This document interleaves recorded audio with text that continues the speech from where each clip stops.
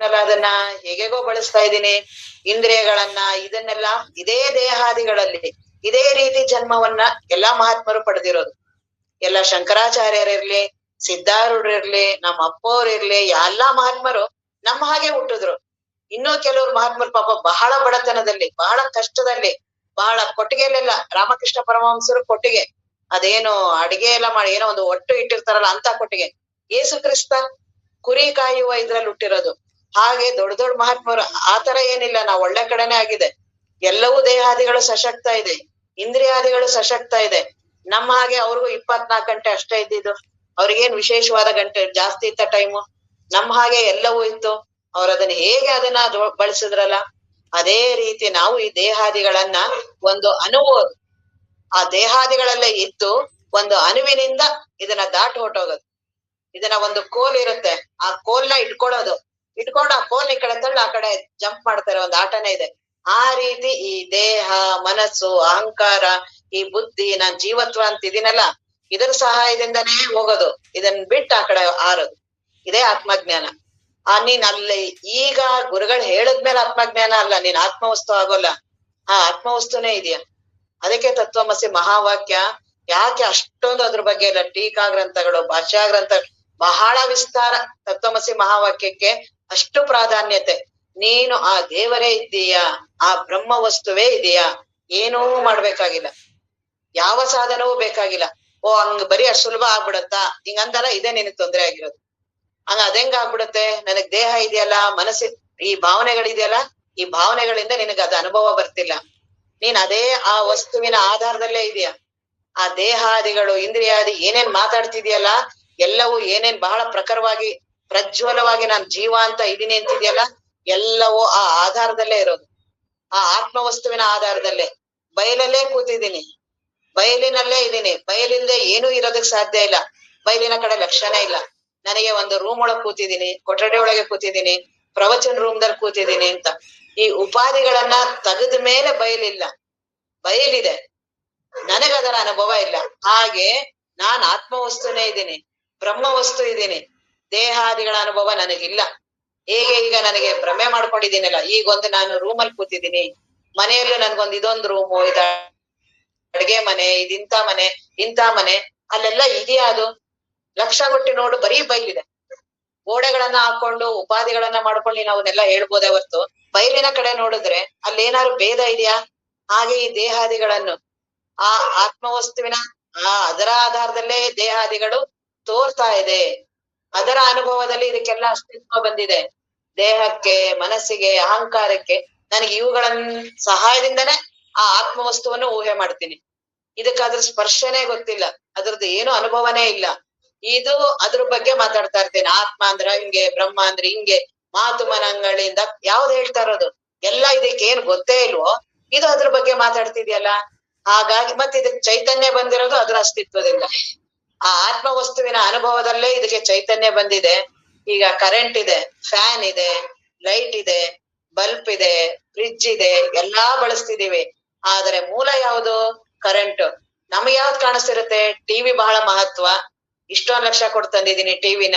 Fan ಇಷ್ಟ ಕೊಟ್ಟಿಲ್ಲ ಅಂತ ತಂದಿದೀನಿ, ಟ್ಯೂಬ್ಲೈಟ್ ನಂದು ಇಷ್ಟೊಂದು. ಅದಕ್ಕೆಲ್ಲ ಆಧಾರ ಆಗಿರೋ ಕರೆಂಟ್ ಕಡೆನೆ ನೋಡಲ್ಲ ನಾವು. ಕರೆಂಟ್ ಇಲ್ಲ, ಇವಳಗೆ ಏನಾರು ಮಹತ್ವ ಇದೆಯಾ? ಹಾಗೆ ಈ ದೇಹಾದಿಗಳು ನಮಗ್ ಕಾಣಿಸೋದು ಬರೀ ಬೆಳಕು ಹೊರಗಿಂದ ಕಾಣಿಸ್ತಿದೆ, ಅದಕ್ಕೆ ಆಧಾರವಾಗಿರುವ ಕರೆಂಟೇ ಕಾಣಿಸಲ್ವಲ್ಲ. ನಂದು ಹಾಗೆ ಆಗಿದೆ. ದೇಹ ಬಹಳ ಪ್ರಾಮುಖ್ಯ ಕಾಣಿಸ್ತಿದೆ, ಮನಸ್ಸು. ಮತ್ತೆ ಏನೇ ವಿಚಾರ ಮಾಡಿದ್ರು ಇದ್ರದೇ ಸಹಾಯ ತಗೊಂಡ್ ಮಾಡ್ತೀನಿ, ಇದನ್ ಬಿಟ್ಟು ನನಗ್ ಗೊತ್ತೇ ಆಗ್ತಿಲ್ಲ. ಈಗ ಅದಕ್ಕೆ ಆ ಮಹಾತ್ಮರು ಅದನ್ನ ಇದಕ್ಕೇನು ಅಸ್ತಿತ್ವ ಇಲ್ಲ, ಸಾಕ್ಷಿ ಅನುಭವ ಅದೇ ಸಾಧನ. ಆ ಸಾಕ್ಷಿ ಅನುಭವ ಬರ್ಲೇಬೇಕು. ಶ್ರವಣದ ಕೋಟಿ ಪಟ್ಟು ಮನನ ಮಾಡ್ಲೇಬೇಕು, ಬರೀ ಶ್ರವಣದಲ್ಲೇ ನಿಲ್ಬಾರ್ದು. ಅದಕ್ಕೆ ಸುಖದಾಸ್ ಜಿ ಮಹಾರಾಜ್ ಅಂತ ಗುಜರಾತ್ ಅಲ್ಲಿ ಇದ್ರು. ಸೇಮ್ ನಮ್ಮ ಅಪ್ಪವ್ರ ತರನೇ, ಅವರು ಬಹಳ ವಿರಾಗಿಗಳು. ಒಂದು ದಿನ ದುಡ್ಡು ಮುಟ್ಲಿಲ್ಲ ಅವರುನುವೆ. ಗೋರಖ್ಪುರದ ಏನು ಗೀತಾ ಪ್ರೆಸ್ ಇದೆಯಲ್ಲ, ಅಲ್ಲಿಗೆ ಮಾತ್ರ ಅವ್ರ ಗ್ರಂಥಗಳಿಗೆ ಬರ್ಕೊಡ್ತಾ ಇದ್ರು. ಅದೊಂದು ಬಿಟ್ಟು ಇನ್ ಯಾವ ಸಂಘ ಸಂಸ್ಥೆಗಳು, ಒಂದ್ ಫೋಟೋ ವಿಡಿಯೋ ಯಾವ್ದು ಬೇಡ ಅಂತಿದ್ರು ಅವರು. ಸೇಮ್ ಸಿದ್ದೇಶ್ವರ ಸ್ವಾಮೀಜಿ ಅವ್ರು ಹೇಗಿದಾರೋ ಹಾಗೆ ಇದ್ರು. ಕೊನೆಗೂ ಅವರು ತಮ್ಮ ಅಂತಿಮ ಇದನ್ನ ಬರೆದ್ರು. ಅವ್ರದ್ದು ತಮ್ದು ಅಂತ ಏನು ಇಟ್ಕೊಂಡಿರ್ಲಿಲ್ಲ. ಬಹಳ ಜನ ಎಲ್ಲರೂ ಅವ್ರಿಗೆ ಇದ್ ಮಾಡ್ತಿದ್ರು. ಕೊನೆಗೆ ತಮ್ಮ ದೇಹವನ್ನ ಬಿಡ್ಬೇಕಾದ್ರೆ ಅವರು ಅಂದ್ರು, ಸಮಾಧಿಯನ್ನ ಮಾಡಬಾರ್ದು, ಕೊನೆಗೆ ಅವ್ರು ಕೋರಿ ವಯಸ್ಸಾಗಿತ್ತಲ್ಲ ಕೋರಿ ಇಟ್ಕೊಂಡಿದ್ರಲ್ಲ ಇನ್ ಅದನ್ನ ಇಟ್ಕೊಂಡು ಪೂಜೆ ಮಾಡ್ತಾರೆ ಅಂತ ಅದನ್ನು ಅಗ್ನಿಗೆ ಅರ್ಪಿಸಿ. ಕನ್ನಡಕ ಬಳಸ್ತಿದ್ರು ಅದನ್ನು ಅಗ್ನಿಗೆ ಅರ್ಪಿಸಿ. ಇನ್ನ ಅವ್ರು ಏನೇನ್ ಬಳಸ್ತಿದ್ರಲ್ಲ ಯಾವ್ದು ಒಂದು ಇಡ್ಬಾರ್ದು. ಏನಾರು ಇಟ್ರೆ ತಿರ್ಗಾ ಅದೊಂದ್ ಪರಂಪರೆ ಸ್ಟಾರ್ಟ್ ಆಗತ್ತೆ. ಗುರುಗಳನ್ನ ಬಿಡೋದು ಪರಂಪರೆ ಹಿಡಿಯೋದು ಆ ರೀತಿ ಆಗತ್ತೆ ಅಂತ ಅದಕ್ಕೆ ಅವ್ರು ಅದನ್ನೆಲ್ಲ ಬರೆದ್ರು. ಕನ್ನಡಕ ಸಹ ಇಡಬೇಡಿ ಅಂತ.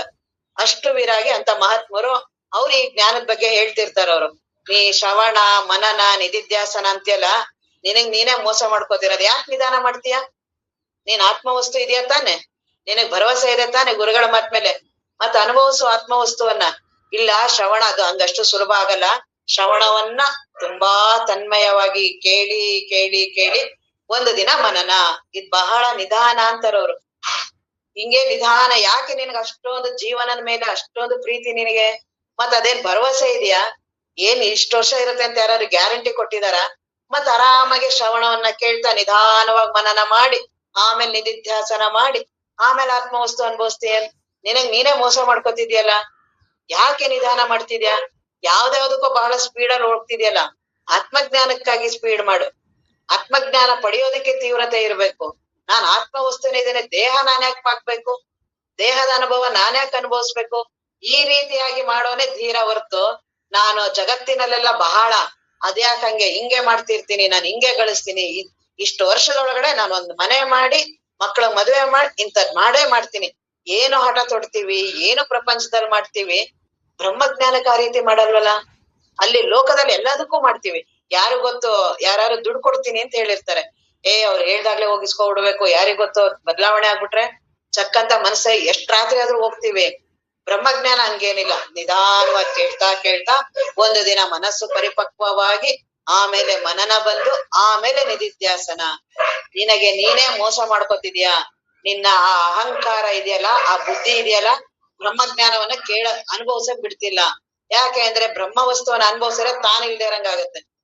ನಾನು ಇಲ್ದೇ ಇರಂಗ್ ಆಗ್ಬಾರ್ದಾಗಿದೆ ನನಗೆ. ಅದಕ್ಕೆ ಒಳ್ಳೊಳ್ಳೆ ತಾನೇ ಅದನ್ನ ಬಹಳ ಉಪಾಯ ಮಾಡ್ಕೊತಾ ಇರ್ತೀನಿ. ಗೊತ್ತಾಗಲ್ಲ. ನನ್ನನ್ನ ನಾನು ರಕ್ಷಣೆ ಮಾಡ್ಕೊತಿದ್ದೀನಿ ಅನ್ನೋದು ಗೊತ್ತಾಗಲ್ಲ. ನಾನ್ ಇವತ್ ಬಹಳ ಚೆನ್ನಾಗ್ ಪ್ರವಚನ ಕೇಳ್ದೆ. ಯಾರು? ನಾನೇ. ಇವತ್ ಗುರುಗಳು ಬಹಳ ಪ್ರವಚನ ಚೆನ್ನಾಗ್ ಹೇಳಿದ್ರು. ನಾನೇ. ನೀನಿಲ್ಲ ಅಂತ ಹೇಳ್ತಾ ಇರೋದು ಆದ್ರೆ ನಾನೇನೆ ಮಾತಾಡಿಸ್ತಾ ಇರತ್ತೆ. ಇವತ್ ಇಂಥ ಶಬ್ದ ಹೇಳಿದ್ರು, ಇಂಥ ವಾಕ್ಯ ಮಾಡಿದ್ರು, ಇದು ತಪ್ಪು ಹೇಳಿದ್ರು, ಇದು ಹಿಂಗ್ ಹೇಳಿದ್ರು, ಅದು ಹಂಗ್ ಮಾಡಿದ್ರು. ಬ್ರಹ್ಮಜ್ಞಾನವನ್ನ ಕೇಳಿದ್ರೆ ನನ್ನನ್ನ ಕಳ್ಕೋಬೇಕು, ಅಲ್ಲಿ ಹೋಗ್ ನಾನನ್ ಜಾಸ್ತಿ ಮಾಡ್ಕೋತಿದ್ದೀನಲ್ಲ. ಪರಮಾನುಭವ ಬೋಧೆ ಅದನ್ನೇ ಹೇಳೋದವ್ರು. ನೀನು ಏನಿದೆಯಲ್ಲ ಬಹುಬುದ್ಧಿಗಳನ್ನು ಇಕ್ಕಿ ಒಂದ ದಿನ ಪೂರ್ತಿ ನೀನ್ ಆಯುಷ್ಯ ಪೂರ್ತಿ ಆ ದೇಹ ಮನಸ್ಸು ಅಹಂಕಾರ ಬಳಸ್ತೀಯಲ್ಲ, ವಿಪರೀತ ಬಳಸ್ಕೊ. ಶ್ರವಣದಲ್ಲಾರು ಸ್ವಲ್ಪ ಹೊತ್ತು ಬಿಡು ಅದನ್ನ. ಸುಮ್ನ ಆರಾಮಾಗಿ ಏನ್ ಹೇಳ್ತಾರೋ ಲಕ್ಷ ಕೊಟ್ಟೊಂದ್ ಚೂರ್ ನೋಡು. ಬ್ರಹ್ಮ ಆಗೋಗ್ತೀಯ, ಆತ್ಮವಸ್ತು ಆಗ್ತೀಯ. ಅದ್ ಬೇಕಾಗಿಲ್ಲ. ತಿರ್ಗಾ ಬುದ್ಧಿಯಿಂದ ಬ್ರಹ್ಮ ಅಂದ್ರೆ ಹಿಂಗೆ, ಈ ರೀತಿ ಅಂದ್ರೆ ಹಿಂಗೆ. ನನ್ನ ಭ್ರಮೆಗಳೇ ನನ್ನ ಆತ್ಮಜ್ಞಾನಕ್ಕೆ ತುಂಬಾ ನಿಧಾನ ಮಾಡ್ತಿರೋದು ಯಾರೂ ಅಲ್ಲ. ಗುರುಗಳ ಕರುಣೆ ಯಾವಾಗ್ಲೂ ಇರುತ್ತೆ. ನಾನೇ ಬಾಗ್ಲ ಹಾಕೊಂಡ್ಬಿಟ್ಟು ಹೋಗೋದು, ಗುರುಗಳೇ ನೀವ್ ಕರುಣೆ ಮಾಡಿ, ಗುರುಗಳೇ ನೀವ್ ಕೃಪೆ ಮಾಡಿ. ಗುರುಗಳ ಕರುಣೆ ಯಾಕೆ ಮಾಡ್ತಿಲ್ಲ? ಗುರುಗಳ ಯಾವಾಗ್ಲೂ ಕರುಣಾರಸದ ಕೋಡಿವರಿವ ಕಟಾಕ್ಷದ. ಅವ್ರಿಗೆ ಅದನ್ ಬಿಟ್ಟು ಅಂತ ಶಿಷ್ಯನಿಗ್ ಬಿಟ್ಟು ಇನ್ನೇನು ಅವ್ರಿಗಿಂತ ಇನ್ಯಾರ ಮೇಲೆ ಅವ್ರಿಗೆ ಪ್ರೀತಿ? ಜಗತ್ತಿನವ್ರ ಮೇಲೆ. ದುಡ್ಡು ಬಂದ್ ಕೇಳೋರ್ಗೆ, ಮಕ್ಳು ಕೇಳೋರ್ನ ಅದನ್ ಕೇಳೋ ಅವ್ರ ಬಗ್ಗೆ ಗುರುಗಳಿಗೆ ಪ್ರೀತಿ ಇರುತ್ತೆ ಎಲ್ಲಾರ ಮೇಲೂ. ವಿಶೇಷ ಪ್ರೀತಿ ಯಾರ ಮೇಲೆ? ಬ್ರಹ್ಮಜ್ಞಾನವನ್ನ ಪಡಿಬೇಕು ಗುರುಗಳೇ. ಈಗ ನೀವ್ ಹೇಳಿದ ತಕ್ಷಣನೇ ನಂಗೆ ಆತ್ಮಜ್ಞಾನ ಆಗ್ಬೇಕು ಅನ್ನೋರು ಎಷ್ಟು ಜನ ಇದೀವಿ. ಆದ್ರೆ ಆತ್ಮಜ್ಞಾನ ನಮ್ಗೇನ್ ಗೊತ್ತಿಲ್ವಾ? ಆತ್ಮವಸ್ತುವಿನ ಬಗ್ಗೆ ಗೊತ್ತಿಲ್ವಾ? ನಿತ್ಯ ಅನಿತ್ಯದ ಬಗ್ಗೆ ಗೊತ್ತಿಲ್ವಾ? ಯಾವ್ದ್ರ ಬಗ್ಗೆ ಗೊತ್ತಿಲ್ಲ? ಎಲ್ಲಾ ಗೊತ್ತಿದೆ. ಗೊತ್ತಿದ್ದು ಗೊತ್ತಿಲ್ದೇ ಇರೋರಂಗಿದೀವಲ್ಲ, ಹೇಗಿರ್ಬೋದು ನಾವು? ಇನ್ನು ಗೊತ್ತಿಲ್ದೇ ಇರೋರು ಜಗತ್ತಲ್ಲಿ ಬೇಕಾದಷ್ಟು ಜನ ಇದ್ದಾರೆ, ಏನು ಸಮಸ್ಯೆ ಇಲ್ಲ. ನಾವ್ ಗೊತ್ತಿರೋದೆ. ನಮ್ಗೆ ಆತ್ಮಜ್ಞಾನದ ಬಗ್ಗೆ ಗೊತ್ತು, ಎಲ್ಲಾ ಶಾಸ್ತ್ರಗಳು ಗೊತ್ತು, ಗುರುಗಳ ಬಗ್ಗೆ ಗೊತ್ತು, ಎಲ್ಲಾ ಗೊತ್ತು. ಆದ್ರೆ ಆತ್ಮವಸ್ತುನ ಅನುಭವಿಸಕ್ ತಯಾರಿಲ್ಲ. ನನ್ನನ್ನ ನಾನು ಎಷ್ಟು ಆ ರೀತಿ ಮೋಸ ಮಾಡ್ತಾ ಇರೋದು. ವಿವೇಕಾನಂದರು ಹೇಳ್ತಾರೆ, ನಿನಗೆ ನೀನೆ ಬಿಡು ಮೋಸವು, ಬೇಡ ಪಾಶಗಳ ಕಡಿದು ಕೈ ಬಿಡು ಆಡು ಸನ್ಯಾಸಿ ಅಂತ ಅವ್ರು ಹೇಳ್ತಾರೆ. ನಿನಗ್ ನೀನೇ ಬೇಡಿ ಹಾಕೋತಾ ಇದ್ಯಾ. ಚಿನ್ನದ್ ಬೇಡಿ ಇದ್ರೇನು, ಕಬ್ಬಣದ್ ಬೇಡಿನೇ ಅದು. ಈ ಅಹಂಕಾರ ಅನ್ನೋದೇ ದೊಡ್ಡದು. ಅದೇನ್ ಮಾಡಿದ್ರು ಈ ಬ್ರಹ್ಮಜ್ಞಾನದ ಚಿಂತನವನ್ನ ಮನನವನ್ನ ಯಾರಿಗ್ ಮಾಡಕ್ ಬರುತ್ತೋ ಅವ್ರ ಪಾರಾದ್ರೆ ಅಂತ ತಿಳ್ಕೊಳ್ಳಿ. ಅರೆ ಮನನ ಬರಲ್ಲ. ಗುರುಗಳಿಗೆ ಎಲ್ಲರಿಗೂ ಗೊತ್ತಿರತ್ತೆ ಅವ್ರ ಮನನ ಬರಲ್ಲ ಅಂತ. ಹಾಗಾಗಿ ಶ್ರವಣಕ್ಕಾರು ಬಾ, ಅಲ್ಲೇ ಕುತ್ಕೊಂಡು ಅಲ್ಲೇ ಶ್ರವಣಕ್ಕೆ ಸಮಾಧಿ ಎಲ್ಲಾರು ಅನುಭವಿಸು ಅಂತ ಹೇಳೋದು. ಮನನ ಅಷ್ಟು ಸುಲಭ ಅಲ್ಲ. ಮನನ ಬರ್ಬೇಕು ಅಂದ್ರೆ ಕೋಟಿ ಜನ್ಮದ ಸುಕೃತ ಬಂದಿರ್ಬೇಕು. ಮನನ ಬಂದಿರೋ ಮುಂದಿನ ಹಂತನೇ ಆತ್ಮಜ್ಞಾನ. ಸಾಕ್ಷಿ ಅನುಭವ. ಸಾಕ್ಷಿ ಅನುಭವ ಅಂದ್ರೆ ಏನು? ದೇಹವನ್ನ ಬಳಸ್ತೀನಿ, ಹಸಿವೆ ತೃಷೆ ಆಗ್ತಿದೆ, ನನ್ನ ಅನುಭವಕ್ಕಿರಲ್ಲ. ಮನಸ್ಸಲ್ಲಿ ಬಹಳ ಕಾಮ ಕ್ರೋಧ ಅದು ಇದು ಆಗ್ತಿದೆ, ನಾನ್ ಅದನ್ನ ನೋಡ್ತಾ ಇರ್ತೀನಿ, ನನ್ಗೇನು ಗೊತ್ತಾಗಲ್ಲ. ಈಗ ನಿನ್ ಮನಸ್ಸಿನಲ್ಲಿ ಯಾವ್ದೋ ಭಾವನೆ ಬರ್ತಿದೆ, ನನ್ಗೇನ್ ಗೊತ್ತಿರತ್ತೆ? ನಿನ್ನೊಳಗಡೆ ನೀನ್ ಅನ್ಭವಿಸ್ತಾ ಇರ್ತೀಯ, ನನ್ಗೇನಾರ ಆಗತ್ತಾ? ನಿನಗ್ ಕಾಮದ್ ಬಂದಿದೆ, ನನಗ್ ಗೊತ್ತಿಲ್ಲ. ನಿನಗ್ ಕ್ರೋಧದ್ ಬಂದಿದೆ, ನನಗ್ ಗೊತ್ತಿಲ್ಲ. ನಿನಗ್ ಮೋಹ ಮಮಕಾರಗಳು ಬಂದಿದೆ, ಬಹಳ ದುಃಖಿ ಆಗಿದ್ಯಾ, ನಾನೇ ದುಃಖಿ ಆಗ್ತೀನಿ, ನನಗೇನು ಆಗಲ್ಲ. ಆ ರೀತಿ ಸಾಕ್ಷಿ ಅನುಭವ. ಸಾಕ್ಷಿ ಅನುಭವವೇ ಇಷ್ಟು ಆರಾಮಿದೆ, ಇದನ್ ಪಡೆಯಕ್ ನಮ್ಗೆ ಇಷ್ಟ ಆಗಲ್ಲ.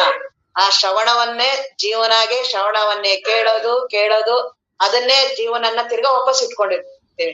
ಎಂತ ಶ್ರವಣ ಆಗ್ಬೇಕು ಅಂದ್ರೆ ಜೀವ ಭಾವ ನಷ್ಟ ಆಗುವಂತ ಶ್ರವಣ ಆಗ್ಬೇಕು. ಪ್ರತಿದಿನ ನಾ ಶ್ರವಣವನ್ನ ಕೇಳಿದ್ರೆ ನಾನ್ ಅನ್ನೋದು ಕಡಿಮೆ ಆಗಿರ್ಬೇಕು, ನಾನನ್ನುವ ವಾಸನೆ ಕಡಿಮೆ ಆಗ್ಬೇಕು. ನಾನನ್ನುವ ವಾಸನೆಯ ಕೆಳಗಡೆ ದೇಹ ವಾಸನೆ, ಮನೋವಾಸನೆ ಎಲ್ಲ ಈ ಅಹಂಕಾರದ ಮೇಲೆ ನಿಂತಿರೋದು, ಅವೆಲ್ಲವೂ ಕಡಿಮೆ ಆಗ್ಲೇಬೇಕು. ಅದಕ್ಕೆ ಅವ್ರಿಗೆ ಹೇಳ್ತಿದ್ದಾರೆ, ಈ ತತ್ವಮಸಿ ಮಹಾವಾಕ್ಯ ಅನುಭವಕ್ಕೆ ಬರೋದಿಲ್ವಲ್ಲ, ಅದು ಹೇಳಿದ ತಕ್ಷಣನೇ ಅದಕ್ಕೆ ಉದಾಹರಣೆಯ ಮೂಲಕ ಬಹಳ ಸುಲಭವಾಗಿ ಅದನ್ನ ನಮ್ಮ ಅನುಭವಕ್ಕೆ ಬರೋ ಹಾಗೆ ಹೇಳ್ತಿದ್ದಾರೆ. ಆ ತತ್ವಮಸಿ ಮಹಾವಾಕ್ಯ, ತತ್ ತ್ವಂ ಅಸಿ, ನೀನು, ತತ್ ಅದು, ತತ್ವಂ ನೀನು, ಅಸಿ ಇದ್ದೀಯ, ನೀನು ಅದು ಇದ್ದೀಯ. ಎಷ್ಟು ಸುಲಭ, ತುಂಬಾ ಸರಳ. ಅದನ್ನ ಬಹಳ ವಿವರಣೆ ಮಾಡಿ, ಬಹಳ ಶಾಸ್ತ್ರವನ್ನ ಹೇಳಿ, ಬಹಳ ಕಠಿಣ ಮಾಡಿ, ಆ ಶಾಸ್ತ್ರಗಳನ್ನೆಲ್ಲ ಕಲ್ತು ಯಾವ್ದು ನಾನ್ ಪ್ರಾರಂಭ ಮಾಡಿ ಅದೇ ಮೂಲನೇ ಮರ್ತೋಗ್ಬಿಡುತ್ತೆ, ತತ್ವಮಸಿ ಮರ್ತೋಗುತ್ತೆ. ಅದಕ್ಕೆ ಏನೇನ್ ಶಾಸ್ತ್ರಗಳೆಲ್ಲ ಹೇಳಿರ್ತಾರಲ್ಲ ಅದನ್ನೇ ಹೇಳೋದು ಮಾಡೋದು. ಅದ್ ಅವ್ರು ಹೇಳ್ತಾ ಇರುವ ಲಕ್ಷಾರ್ಥ ಏನಿದೆ, ನೀನ್ ಬ್ರಹ್ಮ ವಸ್ತು ಇದೆಯಾ ಅನ್ನೋದನ್ನ ಅದನ್ನ ಮರ್ತ್ಬಿಡ್ತೀನಿ. ಇನ್ ಅದಕ್ಕೆ ಏನೇನ್ ಶಾಸ್ತ್ರಗಳ ಶಬ್ದಗಳು ಬರುತ್ತಲ್ಲ ಅವುಗಳನ್ನೆಲ್ಲ ಮುಖ್ಯಾರ್ಥ, ಲಕ್ಷಾರ್ಥ, ಆ ಉದಾಹರಣೆ, ಈ ಉದಾಹರಣೆ, ಜಹಾಲ್ ಲಕ್ಷಣ, ಅಜಹಾಲ್ ಲಕ್ಷಣ, ಈ ಶಬ್ದಗಳ ಜಾಲದಲ್ಲಿ ಅನುಭವನೆ ಮರ್ತೋಗುತ್ತೆ. ನಾನ್ ಅನುಭವನ ಪಡಿಬೇಕು ಅಂತ ಹೊರಟಿರುವ ಮನಸ್ಸು ಏನ್ ಮಾಡುತ್ತೆ, ಅದನ್ನ ಬಿಟ್ಟೇ ಬಿಡುತ್ತೆ, ಈ ಶಬ್ದಗಳಲ್ಲೇ ಹೋಲಾಡುತ್ತೆ. ಅದಕ್ಕೆ ಶಂಕರಾಚಾರ್ಯರು ಹೇಳ್ತಿದ್ರು, ಬಹಳ ಎಚ್ಚರಿಕೆ ಇರ್ಬೇಕು ಸಾಧಕ.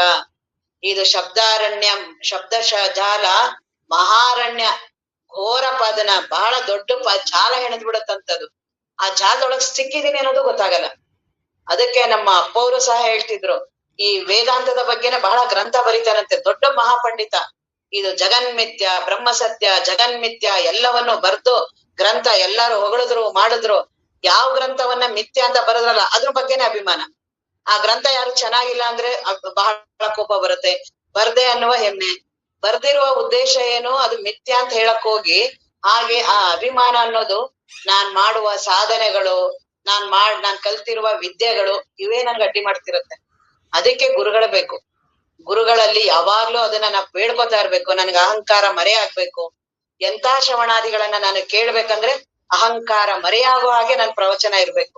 ಅಹಂಕಾರವನ್ನ ಯಾವಾಗ ನಾನು ಮರಿತೀನೋ ಆ ದಿನ ನಾನು ಒಳ್ಳೆ ಶ್ರವಣವನ್ನ ಕೇಳಿದೆ.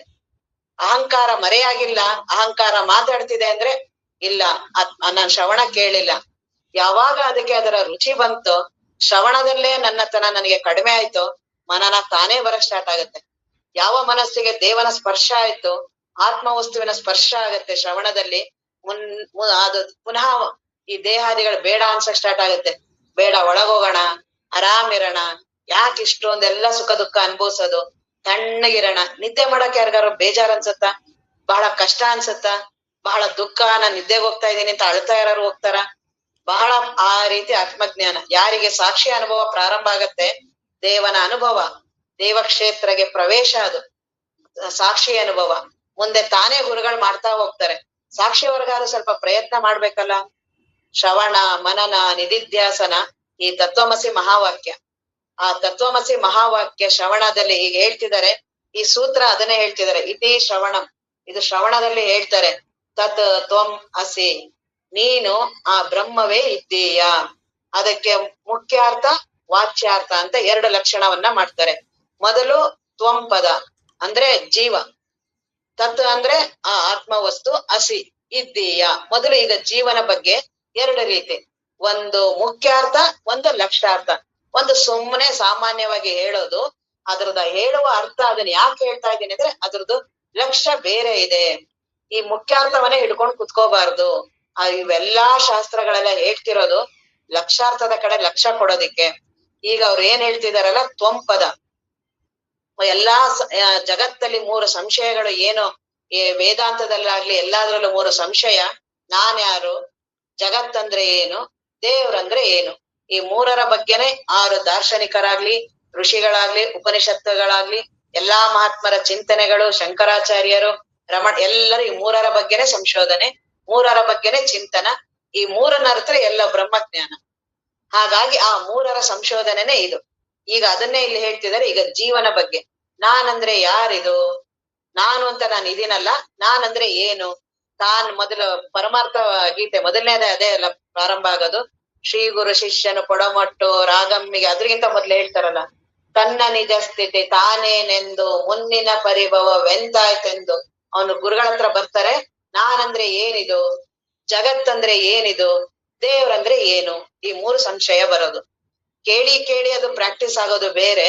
ನನಗೆ ನಿಜವಾಗ್ಲೂ ಆ ಪ್ರಶ್ನೆ ಉದ್ಭವ ಆದ್ರೆ ಅದು ನೇರವಾಗಿ ಆತ್ಮಜ್ಞಾನ ಪಡೆಯೋವರೆಗೂ ಅದೇ ಕರ್ಕೊಂಡು ಹೋಗುತ್ತೆ. ಇನ್ ಸಮಾಧಾನ ಇರಕ್ ಬಿಡಲ್ಲ. ಆ ಒಳಗಡೆ ಆ ಜಿಜ್ಞಾಸ ಇದೆಯಲ್ಲ, ಮುಮುಕ್ಷತ್ವ, ಅವನಿಗೆ ಪ್ರಾರಂಭ ಆಗ್ಬೇಕು. ಹೊರಗಡೆಯಿಂದ ಎಲ್ಲ ಗುರುಗಳು ಎಷ್ಟೇ ಏನೇ ಹೇಳಿದ್ರುನುವೆ ಒಳಗಡೆ ತನಗೆ ಕಿಡಿ ಹತ್ತಬೇಕು. ನಾನಂದ್ರೆ ಏನು, ಯಾಕೆ ಈ ದೇಹಾದಿಗಳು, ಯಾಕೆ ಈ ಸಂಸಾರ, ನಾನ್ ಯಾಕಿಂತ ಮನೆಯಲ್ಲಿ ಹುಟ್ಟಿದೀನಿ, ನನಗೆ ಯಾಕೆ ಇಷ್ಟು ಕಷ್ಟ ನಷ್ಟಗಳು, ನಾನ್ ಯಾಕೆ ಇವುಗಳನ್ನೆಲ್ಲ ಅನುಭವಿಸ್ತಾ ಇದ್ದೀನಿ, ಬೇರೆಯವರೆಲ್ಲ ಇಷ್ಟು ಆರಾಮಿದ್ದಾರೆ, ನಾನ್ ಯಾಕೆ, ಇಲ್ಲೆಲ್ಲ ಇಷ್ಟೊಂದು ಕಷ್ಟಪಟ್ಟು ಮಾಡಿದ್ರುನು ಕೊನೆಗೆ ಏನು ಫಲ, ಮರಣವೇ ಅದಕ್ಕೆ ಪುನಃ ಹೋಗ್ತೀನಿ. ಹಂಗಾದ್ರೆ ಏನಿದು, ನಾನಿದೀನಿ ಸರಿ, ದೇವ್ರು ಅಂತೆಲ್ಲ ಅಂತಾರಲ್ಲ, ಅವನಂದ್ರೆ ಏನದು. ಈ ಜಗತ್ತಂತ ಕಾಣಿಸ್ತಿದೆ, ನಾನು ಒಬ್ರೇ ಇಲ್ಲ, ನನ್ನ ಹಾಗೆ ಎಷ್ಟೋ ಲಕ್ಷ ಜನ ಇದ್ದಾರೆ. ಹಾಗೆ ಬರೀ ಜನರು ಇಲ್ಲ, ಮರ ಗಿಡ ಪಶು ಪಕ್ಷಿಗಳು, ಏನ್ ಬೃಹತ್ ಬ್ರಹ್ಮಾಂಡ ಎಲ್ಲವೂ ಇದೆ. ಅದನ್ನ ಸೃಷ್ಟಿ ಮಾಡಿರೋದು ಯಾರು, ಈ ಎಲ್ಲಾ ಸಂಶಯಗಳಿಗೆ ಉತ್ತರ. ಅದನ್ನ ಈಗ ಇಲ್ಲಿ ಗುರುಗಳು ಹೇಳ್ತಾ ಹೋಗ್ತಿದ್ದಾರೆ. ತನುಕರಣ ಮೊದಲಾದವು ಅನಿತವನೇ, ಈ ದೇಹ ಇಂದ್ರಿಯಗಳು ಏನು ನಿನ್ಗೆಲ್ಲ ಇವೆಲ್ಲ ಇದೆಯಲ್ಲ, ಇವುಗಳನ್ನೆಲ್ಲ ಅನಿತವನೇ ತಾನೆಂದು, ಇವುಗಳನ್ನೆಲ್ಲ ನಾನು ನಾನು ಅಂತ ಅಂದು ಜನನಾದಿ ವಿಕೃತಿ ತಳೆದು, ಇನ್ನ ದೇಹ ನಾನು ಅಂದ್ಮೇಲೆ ಇನ್ನ ಅದ್ರದ್ದೆಲ್ಲಾ ವಿಕೃತಿಗಳು ನನಗೇ ಆಗತ್ತೆ ಅಂತ ನಾನೆಲ್ಲ ಭಾವಿಸ್ತೀನಲ್ಲ, ಜನನಾದಿ ವಿಕೃತಿ ತಳೆದ ಅಹಮಿನೊಡನೆ ಬೆರೆದು, ಇದಕ್ಕೆಲ್ಲಾ ಮೂಲ ಕಾರಣ ನಾನು ಅನ್ನುವ ಆ ಅಹಂಕಾರ, ಅದ್ರ ಜೊತೆ ಬೆರೆತ್ಬಿಟ್ಟಿದ್ದೀನಿ. ಆ ಚಿಜ್ಜಡ ಗ್ರಂಥಿ ಅಂದ್ರೆ ಅದೇ, ಅಲ್ಲಿ ಚಿತ್ತಿನ ದೈವತ್ವದು ಇದೆ, ಆತ್ಮವಸ್ತುವಿನ ಪ್ರಭಾವವೂ ಇದೆ, ಚೈತನ್ಯ ಜಡಚೇತನ ಎರಡೂ ಅದು. ಹಾಗಾಗಿ ಅದು ಅಹಂ ಅನ್ನೋದ್ರೊಡೆ ನಾನ್ ಸೇರ್ಬಿಟ್ಟಿದ್ದೀನಿ. ಅದಕ್ಕೆ ನನಗೆ ಚೈತನ್ಯ ಇದೆ ಅನ್ಸುತ್ತೆ, ಇಲ್ಲ ಅನ್ಸುತ್ತೆ. ಈ ರೀತಿ ಎರಡೂ ಇರೋದ್ರಿಂದ, ಆ ಅಹಮ್ಮಿನೊಡನೆ ಬೆರ್ತಿರೋದ್ರಿಂದ ತನಗದರ ಮತ್ ನಾನ್ ಅಹಂಕಾರ ಇದೀನಿ ಬಗೆಪತ್ತಿ, ನನಗಿದೇನು ಬಿಡದಿರ್ಪ, ಇದೆಲ್ಲ ನನಗ್ ಬಿಡೋದಿಲ್ಲ, ಇದೆಲ್ಲ ನನ್ನ ಅನುಭವದಲ್ಲಿದೆ. ದೇಹ ನನ್ನ ಅನುಭವ, ಕರಣಗಳು ನನ್ನ ಅನುಭವ, ಇಂದ್ರಿಯಗಳಲ್ಲಿ ಯಾವುದೇ ಏನೇ ಆದ್ರೂ ನನಗೆ ಆಗತ್ತೆ, ಮನಸ್ಸಿಗಾದ್ರೂ ನನಗೆ ಆಗತ್ತೆ, ಇಡೀ ಜೀವ ಅಂತ ನಾನು ಏನಿದ್ದೀನಲ್ಲ ಇವೆಲ್ಲವೂ ನನಗೆ ಆಗತ್ತೆ ಅಂತ ಏನಂತೀಯಲ್ಲ, ನಿನಗೆ ವಿಶ್ವ ಜೀವ ಅಂತ ಕರೀತಾರೆ. ಇದು ಮೊದಲು ಮುಖ್ಯಾರ್ಥವಾಗಿ ಹೇಳ್ತಾರೆ. ನೀನ್ ಇವುಗಳನ್ನೆಲ್ಲಾ ದೇಹ ನಾನು ಇಂದ್ರಿಯಗಳು ನಾನು ಇವೆಲ್ಲ ಏನು ಅಂತೀಯಲ್ಲ, ಇದು ಮುಖ್ಯ ಅರ್ಥ. ಯಾವುದು ತ್ವಂಪದಕ್ಕೆ ಅವರು ಅದನ್ನ ಹೇಳ್ತಾ ಇದ್ದಾರೆ. ನೀನು ಅಂತ ಏನಿದೆಯಲ್ಲ, ನಿಜವಾಗ್ಲೂ ನೀನು ಅಂತ ಈಗ ನಿನ್ನ ಅನುಭವ ಏನಿದೆ, ದೇಹ ನಾನು, ಇಂದ್ರಿಯ ನಾನು, ಜಗತ್ತು ಇವೆಲ್ಲವೂ, ದೇಹ ಅಹಂಕಾರ ಇವೆಲ್ಲವೂ ನಾನು ನಾನು ಅಂತಿದ್ಯಲ್ಲ, ಇದು ಮುಖ್ಯ ಅರ್ಥ. ನೀನೀಗ ಈ ರೀತಿ ಅನ್ಕೊಂಡಿದ್ಯಾ. ಆದ್ರೆ ಲಕ್ಷಾರ್ಥ ಏನಿದೆ, ಗುರುಗಳು ಇವುಗಳನ್ನೆಲ್ಲ ಯಾಕೆ ಹೇಳ್ತಿದ್ದಾರೆ ಅಂದ್ರೆ, ಇವುಗಳ ಅನುಭವ ನಿನಗಿಲ್ಲ. ಅದನ್ ಮುಂದೆ ಹೇಳ್ತಾರೆ, ಅದು ಲಕ್ಷಾರ್ಥ. ಆ ತ್ವಂಪದಕ್ಕೆ ಲಕ್ಷಾರ್ಥ. ಜೀವನಿಗೆ 2 ಮಾಡ್ತಾರೆ, ಒಂದು ಮುಖ್ಯಾರ್ಥ, ಒಂದು ಲಕ್ಷಾರ್ಥ. ನೀನು ಜೀವ ಅಂತ ಇವೆಲ್ಲ ತಿಳ್ಕೊಂಡಿದ್ಯಾ, ಇದು ಮುಖ್ಯಾರ್ಥ. ನೀನಲ್ಲ, ಸಾಕ್ಷಿ ಸೂರ್ಯ ಬ್ರಹ್ಮ ವಸ್ತು ಇದೆ ಅಂತ ಹೇಳೋದು ಲಕ್ಷಾರ್ಥ. ಅದನ್ನೆಲ್ಲ ಹೇಳ್ತಾರೆ. ಮೊದಲೊರೆದ ಚೇತನ ಅಚೇತಂಗಳಿಗಾದ ಆ ಚಿಜ್ಜಡ ಗ್ರಂಥಿ ಇದೆಯಲ್ಲ, ನಾನು ಜೀವ ನಾನು, ಅಹಂಕಾರ ನಾನು ಅಂತಿದ್ದೀನಲ್ಲ, ಅದು ಚೇತನನೂ ಇದೆ ಅಚೇತನನೂ ಇದೆ. ಆತ್ಮವಸ್ತುವಿನ ಪ್ರಭಾವವೂ ಇದೆ, ಜಡದ ಅನುಭವವೂ ಇದೆ. ಚೇತನ ಅಚೇತಂಗಳಿಗಾದ ಮುದವ, ಯಾವಾಗ ಅದು ಎರಡು ಆಗಿದ್ಯೋ ನನಗೆ ಸುಖನೂ ಆಗತ್ತೆ ದುಃಖನೂ ಆಗತ್ತೆ. ಈ ಅಹಂಕಾರದಲ್ಲಿ ನನಗೆ ಕ್ಷಣ ಆಗ್ತಿರುತ್ತಲ್ಲ, ಬರೀ ಸುಖ ಆಗಿದ್ರೆ ನನಗೇನ್ ದೇವ್ರು ಬೇಕಾಗಿರ್ಲಿಲ್ಲ, ಹೋಗ್ಲಿ ಪೂರ್ತಿ ದುಃಖನಾರು ಆಗಿದ್ಯಾ ಬಿಟ್ಬಿಡೋಣ ಅಂದ್ರೆ ಅದೂ ಇಲ್ಲ. ಸುಖ ದುಃಖ, ಮುದ ಅಸುಖ, ಮೋಹಾದಿಗಳು ತುಂಬಾ ಅದ್ರ ಮೇಲೆ ವಿಪರೀತ ವ್ಯಾಮೋಹ ಬಂದ್ಬಿಡತ್ತೆ. ದೇಹಾದಿಗಳ ಮೇಲೆ, ಮನಸ್ಸಿನ ಮೇಲೆ, ದೇಹ ನಾನು, ಇದೆಲ್ಲಾ ವ್ಯಾಮೋಹಗಳು ಮೋಹಾದಿಗಳು ತನ್ನ ದೆಸೆಗೆ ಪದವಿಡದ, ಇದರ ಸ್ವಲ್ಪವೂ ನನಗೆ ಸ್ಪರ್ಶ ಇಲ್ಲದೆ ಇರುವಂತಹ ಸಾಕ್ಷಿ ಇದ್ದೀನಿ ನಾನು. ಇದೇ ಲಕ್ಷಾರ್ಥ. ಇದನ್ನ ವರ್ಣನೆ ಮಾಡೋದಲ್ಲ, ಇದು ಸತ್ಯ ಇದೆ ಅಂತ ಹೇಳ್ತಿಲ್ಲ. ದೇಹಾದಿಗಳು ಜೀವನಾನು ಅಂತೆಲ್ಲ ಹೇಳದ್ನಲ್ಲ, ಅದ್ ಹೇಳಿದ ಕತೆ ಯಾಕೆ ಅಂದ್ರೆ ಅದು ಕತೆ. ಆ ಕತೆ ಹೇಳೋದ್ರ ಮುಖ್ಯ ಉದ್ದೇಶ ಏನು, ಇದೇನ್ ಸುಮ್ನೆ ಅನ್ಕೊಂಡಿದ್ಯಲ್ಲ ಇದ್ ನೀನಲ್ಲ. ಕತೆನೆ ಗಟ್ಟಿಯಾಗಿ ಇಡ್ಕೋಬೇಡ. ಈ ಪಂಚಭೂತದಿಂದ ಆಗಿದೆ, ಅಗ್ನಿಯಿಂದ ಆಗಿದೆ, ಇಲ್ಲಿಂದ ಆಗಿದೆ, 25 ತತ್ವ, ಅದನ್ನ ಇಲ್ಲ ಅಂತ ಹೇಳಕ್ ಸುಮ್ನೆ ಉದಾಹರಣೆ ಹೇಳ್ತಾ ಇರೋದು. ಅದನ್ನೇ ಗಟ್ಟಿ ಇಟ್ಕೊಬಿಡ್ತೀವಲ್ಲ. ಅವ್ರದ್ದು ಲಕ್ಷಾರ್ಥ ಏನಿದೆ, ಇವುಗಳೆಲ್ಲ ಅದೆಲ್ಲರಿಂದ ಪ್ರಕೃತಿಯಿಂದ ಆಗಿರೋದು, ನೀನಲ್ಲ ಬಿಡು. ಅದೆಲ್ಲ ನೀನ್ ಬ್ರಹ್ಮ ವಸ್ತು ಇದೆಯಾ, ನಾನು ಅದನ್ನ ಮರ್ಸ್ಬಿಡ್ತೀನಿ. ಬ್ರಹ್ಮ ವಸ್ತುವಿನ ಕಡೆ ಲಕ್ಷಾರ್ಥ ಮರ್ತೋಗುತ್ತೆ. ಈ ಜೀವನ ವರ್ಣನೆ ಬಹಳ. ದೇಹ ಇದು ಹಿಂಗಾಗಿದೆ, ಹಂಗಾಗಿದೆ, ಇಂಥದಾಗಿದೆ, ಮನಸ್ಸು ಹಿಂಗಾಗಿದೆ, ವಾಯು ತತ್ವ, ಅಗ್ನಿ ತತ್ವ, ಆ ತತ್ವ, ಅದನ್ನ ಇಲ್ಲ ಅಂತ ಹೇಳ್ಬೇಕಾಗಿದೆ.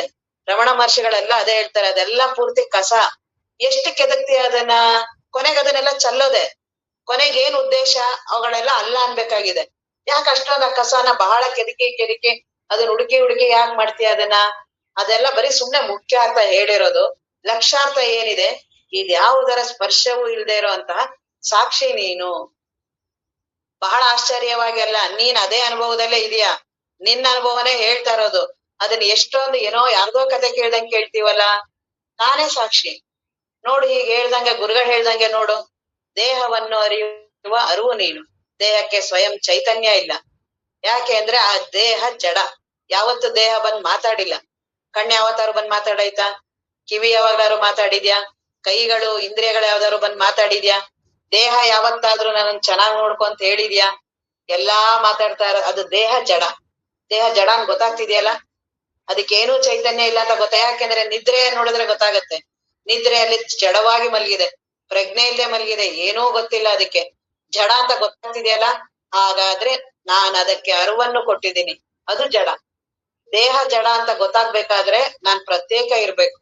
ಪ್ರತ್ಯೇಕ ಇದ್ರೆ ಮಾತ್ರ ಗೊತ್ತಾಗತ್ತೆ. ನಾನು ಅದು ಎರಡು ಒಂದೇ ಆದ್ರೆ ಗೊತ್ತಾಗಲ್ಲ. ಈಗ ಹೆಂಡತಿ ಮತ್ತೆ ಗಂಡ ಅಂತ ತಾಧ್ಯಾತ್ಮತೆ ಆಗ್ಬಿಟ್ಟಿರತ್ತೆ. ಈಗ ಎಷ್ಟೇ ಏನ್ ಹೇಳಿದ್ರು ಅವ್ರು ನಿಮ್ ಹೆಂಡತಿ ಅಲ್ಲ ಅಂದ್ರೆ ಏನ್ ಮಾಡಿದ್ರು ತಲೆಯಿಂದ ಹೋಗಲ್ಲ. ಮೊದ್ಲು ನಾವ್ ಇದ್ವಲ್ಲ, ಅವ್ರೆಲ್ಲೋ ಇದ್ರು, ನಾವೆಲ್ಲೋ ಇದ್ವಿ. ಸುಮ್ನೆ ಭಾವಿಸಿದ ತಕ್ಷಣನೇ ಎಷ್ಟು ತಾಧ್ಯಾತ್ಮತೆಯಾಗಿ ಏನ್ ಮಾಡಿದ್ರು ವಿಚಾರ ಮಾಡಕ್ ಬರಲ್ಲ. ಅವ್ರು ಇಬ್ರಲ್ಲಿ ಒಬ್ರು ಯಾರು ಹೋದ್ರು, ನಮ್ ಹೆಂಡತಿ ಹೋದ್ರು, ನಮ್ ಗಂಡ ಹೋದ್ರು ಅಂತಿವೆ ಹೊರ್ತು ಏನ್ ಮಾಡಿದ್ರು ಇಲ್ಲ. ಅವ್ರು ಬರೀ ಉಪಾಧಿಯಿಂದ ಆ ಕ್ಷಣದಲ್ಲಿ ಇರುತ್ತೆ. ಯಾವಾಗ್ಲೂ ಹೆಂಡತಿ ಅಂತಿರಲ್ಲ. ಗಂಡ ಬಂದಾಗ ಹೆಂಡತಿ ಬರ್ತಾರೆ, ಮಗ ಬಂದಾಗ ತಂದೆ ಈಗ ನಮ್ಗ ಹಂಗ ಅನ್ಸಲ್ಲ. ಶಾಲೆಯಲ್ಲಿದ್ದಾಗ ನಾನು ಶಿಕ್ಷಕರು, ನನಗೇನ್ ಅನ್ಸುತ್ತೆ, ಶಾಲೆ ಬಿಟ್ಟ ಮೇಲೂ ಯಾರೇನ್ ಕೇಳಿದ್ರು ನಾ ಶಿಕ್ಷಕ ತಲೆಲಿ ಬಿಟ್ಟು, ರಿಟೈರ್ಡ್ ಆದ್ರು ನಾನ್ ರಿಟೈರ್ಡ್ ಶಿಕ್ಷಕ, ವಿಪರೀತ ತಲೆಗೆ. ಹಾಗೆ ಈ ದೇಹಾದಿಗಳ ಮೇಲೂ ಆಗಿರೋದು. ದೇಹ ಜಡ ಇದೆ, ನಾನು ಅದಕ್ಕೆ ಅರಿವಿದೆ ಅಂತ ಅನ್ಕೊಂಡಿದೀನಿ. ಅದಕ್ಕೆ ದೇಹವನ್ನು ಅರಿಯುವ ಅರಿವು ನಾನು, ಮನಸ್ಸನ್ನು ಅರಿಯುವ ಅರಿವು ನಾನು, ಅಹಂಕಾರವನ್ನು ಅರಿಯುವ ಅರಿವು ನಾನು. ಯಾಕೆಂದ್ರೆ ಇದಕ್ಕೆ ಮೂರಕ್ಕೂ ಏನೂ ಚೈತನ್ಯ ಇಲ್ಲ.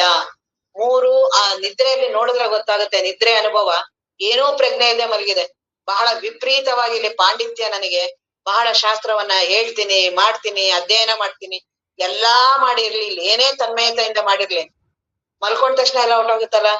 ಎಲ್ಲೋಯ್ತು ಆ ಬುದ್ಧಿ, ಎಲ್ಲೋಯ್ತು ಆ ಮನಸ್ಸು, ಎಲ್ಲೋಯ್ತು ಆ ದೇಹ? ಹಾಗಾದ್ರೆ ಈ ಯಾವಕ್ಕೂ ಅಸ್ತಿತ್ವ ಇಲ್ಲ. ಇವುಗಳನ್ನು ಅರಿಯುವ ಅರಿವು ನಾನು, ಸಾಕ್ಷಿ ನಾನು. ಸಾಕ್ಷಿ ನಾನು, ಇದು ಮೊದಲನೇ ಹಂತ ಸಾಧಕನಿಗೆ. ಪ್ರಾರಂಭದಲ್ಲಿ ಇವುಗಳ ಪ್ರತ್ಯೇಕತೆ ಆಗ್ಬೇಕಾಗಿದೆಯಲ್ಲ. ದೇಹದ ಜೊತೆ ತಾಧ್ಯಾತ್ಮತೆ ಎಲ್ಲ ಇರೋದ್ರಿಂದ, ಜೀವನ ಜೊತೆ ತಾಧ್ಯಾತ್ಮತೆ ಇರೋದ್ರಿಂದ ಇವುಗಳನ್ನು ಅರಿಯುವ ಸಾಕ್ಷಿ ನೀನು. ಯಾವುದನ್ನ ನೀನು ಅರಿತೀಯೋ ಅದು ನೀನು ಇರೋದಿಲ್ಲ. ಈ ಗ್ರಂಥವನ್ನ ನಾನು ನೋಡ್ತೀನಿ, ಗ್ರಂಥ ನಾನು ಅಲ್ಲ. ಹಾಗೆ ಇಡೀ ನನ್ನ ಜೀವತ್ವವನ್ನೇ ನೋಡ್ತೀನಿ. ಇಡೀ ಜೀವತ್ವ ನಿದ್ರೆಯಲ್ಲಿ ಇರ್ಲಿಲ್ಲ, ಎದ್ದಾಗ ಪ್ರಕಟ ಆಯ್ತು. ನಿದ್ರೆಯಲ್ಲಿ ಇಲ್ಲ, ಎದ್ದಾಗ ಪ್ರಕಟ ಆಗತ್ತೆ. ನಿದ್ರೆಯಲ್ಲಿ ಜಗತ್ತಿಲ್ಲ, ದೇಹ ಇಲ್ಲ, ಮನಸ್ಸಿಲ್ಲ, ಜಗತ್ತಿಲ್ಲ, ದೇವರಿಲ್ಲ, ಗುರುಗಳಿಲ್ಲ, ಶಾಸ್ತ್ರ ಇಲ್ಲ, ಏನೂ ಇಲ್ಲ. ಎದ್ದೆ ಎಲ್ಲಾ ಪ್ರಕಟ ಆಗತ್ತೆ. ಅಂದ್ರೆ ನಿದ್ರೆಯಲ್ಲಿ ಇರಲ್ಲ, ಎದ್ದಾಗ ಬರುತ್ತೆ. ಇದಕ್ಕೆ ಸ್ವತಂತ್ರವಾದ ಅಸ್ತಿತ್ವ ಇಲ್ಲ. ಈ ರೀತಿ ನಾನು ನೋಡ್ತಿದ್ದೀನಿ ನನ್ನ ಜೀವತ್ವವನ್ನೇ ಅಂದ್ರೆ ನಾನು ಸಾಕ್ಷಿ ಇದ್ದೀನಿ. ಸಾಕ್ಷಿ ಇದ್ರೆ ಮಾತ್ರ ನೋಡಕ್ ಬರೋದು. ನಾನು ಇರೋದೇ ಸಾಕ್ಷಿ. ನಾನು ಇವುಗಳಲ್ಲಿ ಹೋಗಿ ಇವುಗಳ ಮುಖಾಂತರ ಸಾಕ್ಷಿ ನೋಡ್ಬೇಕು ಅಂತ. ಸಾಕ್ಷಿಯಿಂದ ನಾನು ಇವುಗಳನ್ನ ಅರಿತೀನಿ, ನಾನು ಸಾಕ್ಷಿ ಇದ್ದೀನಿ. ಇದು ಪ್ರಾರಂಭದ ಹಂತ. ಸಾಕ್ಷಿ, ನೆಕ್ಸ್ಟ್ ತೂರ್ಯ. ಈ ಸಾಕ್ಷಿಯನ್ನ ನಾನ್ ಯಾಕೆ ನೋಡೋದು? ನಾನು ಯಾವಾಗ ನಿನ್ನ ನೋಡ್ತಿರ್ತೀನೋ ಅಲ್ಲಿವರೆಗೂ ನೀನ್ ಇರ್ತೀಯ. ನೀನನ್ನ ನೋಡಿದ್ರೆ ನಾನು ಇರೋದ? ನಿನ್ನ ನಾನ್ಯಾಕ್ ನೋಡ್ಲಿ? ನೀನ್ ಇರ್ಲಿ ಬಿಡ್ಲಿ, ನಾನಂತೂ ಇದೀನಿ ತಾನೆ. ಇದೇ ತೂರ್ಯ. ಬ್ರಹ್ಮ ವಸ್ತುವಿನ ಅನುಭವ ಇದೆ. ಸಾಕ್ಷಿ ಅನುಭವದಲ್ಲಿ ಎರಡು ಇದ್ದೇ ಇರುತ್ತೆ. ಇನ್ನು ಅರಸ್ಕೊಳ್ಳೋದೊಂದು, ನಾನ್ ನೋಡೋದೊಂದು, ಎಚ್ಚರದವನ್ ಬಂದ, ಕನ್ಸೋನ್ ಬಂದ, ಇವನ್ ಬಂದ, ಅವನ್ ಬಂದ, ಈ ರೀತಿಯಾಗಿ ಸಾಕ್ಷಿಯಾಗಿ ನೋಡ್ತಾ ಇರ್ತೀನಿ. ಕೊನೆಗೆ ಸಾಕ್ಷಿ ನಾನ್ ಯಾಕಾಗ್ಲಿ? ಅವ್ರು ಬಂದಾರು ಬರ್ಲಿ, ಹೋಗಾರು ಹೋಗ್ಲಿ, ಅವ್ರಿಗೂ ನನಗೂ ಸಂಬಂಧನೇ ಇಲ್ಲ. ಈಗ ರಸ್ತೆಲ್ ಹೋಗ್ತಾ ಇರ್ತಾರೆ, ಕೂತಿರ್ತೀವಿ ಸ್ವಲ್ಪ ತನಕ. ಅವ್ರು ಹೋದ್ರು, ಇವ್ರು ಹೋದ್ರು, ಬಂದ್ರು, ಅವ್ರು ಯಾರು ಹೋಗ್ಲಿ ಬರ್ಲಿ ಬಿಡ್ಲಿ, ನಾನಂತೂ ಇದ್ದೇ ಇರ್ತೀನಲ್ಲ. ಕೊನೆಗೆ ನಾನಂತೀನಿ, ಯಾರು ಹೋದ್ರೇನ್ ಬಿಟ್ರೇನು, ನಾನ್ ಆರಾಮಿರೋಣ. ಹಾಗೆ ತೂರ್ಯ. ಎಚ್ಚರದವನ್ ಬರ್ಲಿ, ಇವನ್ ಬರ್ಲಿ, ಅವನ್ ಬರ್ಲಿ, ನಾನ್ಯಾಕ್ ಸಾಕ್ಷಿಯಾಗಿರ್ಲಿ? ಸಾಕ್ಷಿನೂ ನಾನಲ್ಲ, ತೂರ್ಯ ವಸ್ತು, ಅದೇ ಕೂಟಸ್ಥ. ಈ ಅನುಭವ ನೀನಿದೀಯಾ? ಯಾಕೆ ಇಷ್ಟು ದೇಹಾದಿಗಳಲ್ಲಿ ಬಂದು ಜೀವ ನಾನು, ವಿಶ್ವಜೀವ ಅಂತ ಯಾಕೆ? ಅದು ಸುಮ್ನೆ ಮುಖ್ಯಾರ್ಥ ಹೇಳಿರೋದು. ಇದು ಮುಖ್ಯಾರ್ಥ, ಲಕ್ಷ್ಯಾರ್ಥ ತೊಂಪದಕ್ಕೆ. ಈಗ ತತ್ಪದ ಅಂದ್ರೆ ಅದು ಆ ಬ್ರಹ್ಮ ವಸ್ತುವನ್ನ ಎರಡು ರೀತಿಯಾಗಿ ಅಲ್ಲೂ ಮುಖ್ಯಾರ್ಥ, ಲಕ್ಷ್ಯಾರ್ಥ ಅಲ್ಲೂ ಮಾಡ್ತಾರೆ. ಈಗ ನನಗೆ ಜೀವ ನಾನು ಅಂತ ಇದೆ. ಹಾಗಾಗಿ ನನಗೆ ಏನ್ ಅನ್ಸುತ್ತೆ, ನಾನ್ ಬಹಳ ಕಡಿಮೆ, ನಾನು ಅಲ್ಪ ಜೀವ, ನಾನು ಬಹಳ ಸಾಮರ್ಥ್ಯ ಕಡಿಮೆ ನನಗೆ ಜಗತ್ತನ್ನೆಲ್ಲ ಸೃಷ್ಟಿ ಮಾಡಕ್ಕಾಗತ್ತಾ? ಹಾಗಾಗಿ ಜಗತ್ತಿನಲ್ಲಿ ಎಷ್ಟೊಂದು ಕಾರ್ಯಗಳೆಲ್ಲ ನಡೀತಿದೆ. ಹಾಗಾದ್ರೆ ಈ ಜಗತ್ತೆಲ್ಲ ಇಷ್ಟು ನಿಯಮಬದ್ಧವಾಗಿ ನಡಿಬೇಕಾದ್ರೆ ಏನು ಹುಟ್ಟಾಗ್ಲಿ ಸಾವುಗಳಾಗ್ಲಿ ಎಷ್ಟು ದಿನ ಪ್ರತಿ ಒಂದೂ ಕ್ರಮ ತಪ್ಪಲ್ಲ. ಮಳೆ, ಬಿಸಿಲು, ಗಾಳಿ, ಜಗತ್ತಿನಲ್ಲಿ ಎಲ್ಲಾ ಎಷ್ಟೋ ಕೋಟಿ ಲಕ್ಷಾಂತರ ಜೀವರಾಶಿಗಳು, ಬ್ರಹ್ಮಾಂಡ, ಇವೆಲ್ಲವೂ ಯಾರೋ ಆದಿಯಿಂದಲ್ಲಿ ನಡೀತಾ ಇರ್ಬೋದಲ್ಲ. ನನ್ ಕೈಲಿ ಮಾಡಕ್ಕಾಗತ್ತಾ? ಯಾರೋ ಒಂದು ಶಕ್ತಿ ಇದೆ, ನನಗ್ ಗೊತ್ತಿಲ್ಲದೆ ಇರ್ಬೋದು, ಆದ್ರೆ ಒಂದ್ ಯಾವ್ದೋ ಸಾಮರ್ಥ್ಯ ಇರ್ಬೇಕಲ್ಲ ಅಂತ ಶಿಷ್ಯನಿಗೆ ಅನಿಸ್ದಾಗ, ಗುರುಗಳೇ ಇವನಿಗೆ ಅನುಭವಕ್ಕೆ ಆಗ್ಲಿ, ಇವನು ಅಲ್ಪ ಜೀವ ಅಂತ ನಾನ್ ಕಡಿಮೆ ಅಂತ ಇರೋದ್ರಿಂದ ಹೌದು, ಜಗತ್ತಂತ ಒಂದಿದೆ, ಅದಕ್ಕೊಬ್ಬ ಈಶ್ವರ ಅಂತ ಇದ್ದಾನೆ ಅಂತ ಇವನಿಗೆ ಸಾಧಕನಿಗೆ ಮೊದಲು. ಕೊನೆಯಲ್ಲಿ ಯಾವುದೂ ಇಲ್ಲ ಅನ್ನೋದು ಕೊನೆಯಲ್ಲಿ. ನನಗೆ ಈಗ ಇನ್ನೂ ಹಾಗ ಅನ್ಸಿಲ್ವಲ್ಲ. ನನಗಿನ್ನೂ ನಾನ್ ಜೀವ, ನಾನಿದ್ದೀನಿ, ದೇಹ ಇದ್ದೀನಿ, ಅಹಂಕಾರ ಇದ್ದೀನಿ, ಇವೆಲ್ಲ ಇದೀನಿ ಅನ್ಸ್ತಿದೆಯಲ್ಲ. ಹಾಗಾಗಿ ಒಂದು ಈಶ್ವರನನ್ನ ಕಲ್ಪನೆ ಮಾಡ್ತಾರೆ. ಈಶ್ವರನನ್ನ ಕಲ್ಪನೆ ಮಾಡಿ ಅವನು ಇದನ್ನೆಲ್ಲಾ ನಡೆಸ್ತಾನೆ, ಅವನ ಆದಿಯಿಂದಲೇ ಇದೆಲ್ಲಾ ನಡೆಯುತ್ತೆ. ಆದ್ರೆ ಅವನಿಗೆ ಇದ್ಯಾವುದೂ ತಟ್ಟದಿಲ್ಲ. ಅವನಿಗೆ ಮಾಯಾ ಉಪಾಧಿ ಇದ್ರೆ ಅವನಿಗೆ ಅದು ಸ್ಪರ್ಶ ಇಲ್ಲ. ಅವನಿಗೆ ಮಾಯ ಏನೂ ಮಾಡೋದಿಲ್ಲ, ಜೀವನಿಗೆ ಮಾಡ್ತಾನೆ. ಜೀವ ನಾನು ಅನ್ನೋನಿಗೆ ಇವನಿಗೆಲ್ಲ ಅಜ್ಞಾನದ ಇವನಿಗೆಲ್ಲಾ ಪ್ರಭಾವ. ಆದ್ರೆ ಈಶ್ವರನಿಗೆ ಮಾಯಾ ಉಪಾಧಿ ಇದ್ರೆ ಅವನಿಗೆ ಸ್ಪರ್ಶ ಮಾಡಲ್ಲ. ಈಗ ಸೂರ್ಯ ಇದ್ದಾನೆ, ಅವನ ಆಧಾರದಲ್ಲಿ ಎಲ್ಲಾ ಜಗತ್ತಿನ ಎಲ್ಲಾ ಕಾರ್ಯಗಳು ನಡೆಯುತ್ತೆ, ಅವನಿಗೇನಾರಾಗತ್ತಾ? ಹಾಗೆ ಆ ಈಶ್ವರ ಅನ್ನೋನು ಇದ್ದಾನೆ, ಅವನ ಆದಿಯಿಂದಲೇ ಇವೆಲ್ಲವೂ ನಡೆಯುತ್ತೆ. ಅದನ್ನ ಇಲ್ಲಿ ಹೇಳ್ತಿದ್ದಾರೆ. ಪ್ರಕೃತಿಯು ಉಪಹಿತನಾಗಿ ಸಕಲೇಶಾತಾದಿ ಗುಣನಿಕರ ವಿಡಿದ ಅಖಿಳ ಕಾರಣನಾಗಿ ತನಗೆ ವಿಕೃತಿ ಒಂದಿಲ್ಲದೆ ಆನಂದಮಯ ಪರಮ ಈ ಸುಕರವಹ ತತ್ಪದಕ್ಕೆ ಮುಖ್ಯಾರ್ಥ. ಇದು ಸುಮ್ನೆ ಮೊದಲು ಮುಖ್ಯಾರ್ಥ ಹೇಳ್ತಿದ್ದಾರೆ. ಅದೇ ಲಕ್ಷಾರ್ಥ ಮುಖ್ಯಾರ್ಥ ಮಾಡ್ತಾರಲ್ಲ, ತತ್ ಪದಕ್ಕೆ ಈಗ ಹೇಳ್ತಾ ಇರೋದು ಮುಖ್ಯಾರ್ಥ. ಈಗ ಏನ್ ಹೇಳ್ತಿದ್ದಾರೆ? ಪ್ರಕೃತಿ ಅಂದ್ರೆ ಮೂರು ಗುಣಗಳಿಂದ ಕೂಡಿರುತ್ತೆ ಪ್ರಕೃತಿ. ಈಗ ಏನ್ ಪ್ರಕೃತಿ ಇದೆಯಲ್ಲ, ಸತ್ವ ರಜ ತಮೋ ಗುಣಗಳ ಮಿಶ್ರಿತ ಈ ಪ್ರಕೃತಿ. ಪ್ರಕೃತಿಯ ಉಪಹಿತನಾಗಿ, ಅದರ ಸಹಿತ ಉಪಾದಿಯಿಂದ ಕೂಡಿದವನು. ಈ ಈಶ್ವರನ್ ಬಗ್ಗೆ ಹೇಳ್ತಾ ಇದಾರಲ್ಲ, ಅವನ ಲಕ್ಷಣವನ್ನ. ಪ್ರಕೃತಿ ಉಪಹಿತನಾಗಿ ಮೂರು ಗುಣಗಳಿಂದ ಉಪಾದಿಯಿಂದ ಕೂಡಿದವನಾಗಿ, ಸಕಲೇಶಾತಾದಿ ಅಂದ್ರೆ ಆ ಈಶ್ವರನಿಗೆ ಈಶತ್ವ, ಸರ್ವಜ್ಞತ್ವ, ಸರ್ವಕರ್ತೃತ್ವ ಈ ರೀತಿಯಾದ ಅವನಿಗೆ ಉಪಾಧಿಗಳು ಬರುತ್ತೆ. ಯಾಕಂದ್ರೆ ಅವನು ಇದನ್ನೆಲ್ಲಾ ನೋಡ್ಕೋತಾನಲ್ಲ. ಹಾಗಾಗಿ ಈ ರೀತಿಯಾದ ಉಪಾಧಿಗಳಿಂದ ಕೂಡಿದನೆ. ಗುಣನಿಕರ ಒಡೆದು, ಈ ಗುಣಗಳ ಸಮೂಹದಿಂದ ಆ ಈಶ್ವರ ಅನ್ನೋನ್ ಇದ್ದಾನೆ. ಇದನ್ನ ಈಗ ಕಲ್ಪನೆ ಮಾಡ್ತಿರೋದು, ಆದ್ರೆ ಈಗ ನನಗ್ ಗೊತ್ತಾಗಲ್ಲ. ಜೀವ ನಾನು ಅಂತ ಇರೋವರೆಗೂ ಇದು ಕಲ್ಪನೆ ಅಂತ ಗೊತ್ತಾಗಲ್ಲ. ಮುಂದೆ ಆ ಸಾಧನೆಯ ಹಂತ ಬೆಳಿತಾ ಬೆಳಿತಾ ಅಂತರ್ಮುಖ ಆಗ್ತಾ ಮನಸ್ಸು ದೊಡ್ಡದಾಗ್ತಾ ಸಾಕ್ಷಿ ಅವೆಲ್ಲ ಹೋಗ್ತಾ ಆಮೇಲೆ ಗೊತ್ತಾಗ್ತಾ ಹೋಗುತ್ತೆ, ಜೀವ ಅನ್ನೋನು ಇಲ್ಲ, ಈಶ್ವರ ಅನ್ನೋನು ಇಲ್ಲ, ಇರೋದೊಂದೇ ಬ್ರಹ್ಮ ವಸ್ತು.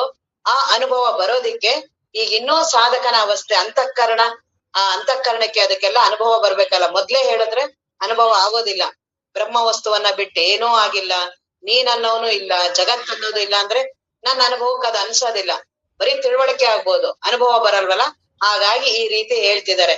ಆ ಪ್ರಕೃತಿ, ಆ ಈಶ್ವರ ಅಂತಿದಾನಲ್ಲ, ಪ್ರಕೃತಿ ಉಪಹಿತನಾಗಿ ಸಕಲೇಶಾತಾದಿ ಅವನು ಮೂರು ಗುಣಗಳಿಂದ ಉಪಾಧಿಗಳಿಂದ ಕೂಡಿದ ಎಲ್ಲಾ ಈಶತ್ವ ಸರ್ವಜ್ಞತ್ವ ಈ ಗುಣಗಳನ್ನೆಲ್ಲ ಹಿಡಿದು ಅಖಿಲ ಎಲ್ಲಕ್ಕೂ ಕಾರಣನಾಗಿ ಕರ್ತನಾಗಿ ತನಗೆ ವಿಕೃತಿ ವಿಕಾರ ಆದ್ರೆ ಇವೆಲ್ಲವೂ ಇದೆ, ಅವನಿಂದ ಎಲ್ಲವೂ ನಡೆಯುತ್ತೆ, ಆದ್ರೆ ಅವನಿಗೆ ಮಾತ್ರ ಅದ್ಯಾವ ವಿಕಾರಗಳು ಅವನಿಗೆ ಅಂಟೋದಿಲ್ಲ. ಅದನ್ನ ಇಲ್ಲಿ ಹೇಳ್ತಿದ್ದಾರೆ. ಪ್ರಕೃತಿ ಉಪಹಿತನಾಗಿ ಸಕಲೇಶಾತಾದಿ ಗುಣನಿಕರ ವಿಡಿದ ಅಖಿಲ ಕಾರಣನಾಗಿ ತನಗೆ ವಿಕೃತಿ ಒಂದೂ ವಿಕೃತಿ ಅವನಿಗಿಲ್ಲ.